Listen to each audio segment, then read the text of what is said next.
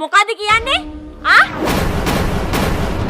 යකෝ මේ පොඩ්ඩ ලීලේ දුන්නම එන්න එපා ගෝණිය නැතුව කරේ නගින්න. දැන් තමයි කියලා බලන්න. කක්කේ තියලා සෙමාරනවා දැනගනි ලුණු ගම්බිරිස් තලියක් එක්ක.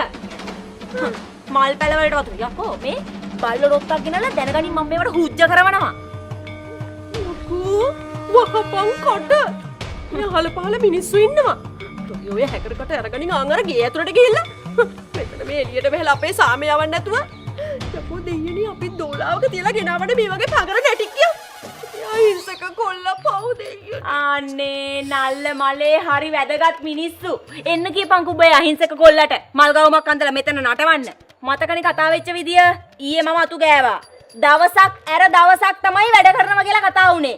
අද ඔහේගේ ටර්න් එක මිදුලතු ගාලා ගේත් අතු ගාලා මල් පැලවට වතුරක් දාන එකයි ඇත්තේ. එමේ ලෝජෝ මම උඹට වැඩි දවසක් නම් ඔහොම නටන්න දෙන්නේ නැහැ. උඹ මට ওই විදිහට කතා කරනවායි කියලා මගේ කොල්ලා දැනගත්තොත් එහෙම තෝව හැම ගහයි යකෝ. හැම ගන්නේ හැම ගහන්න මම බොයිලර් කිකිලියක් කියලා හිතුවද?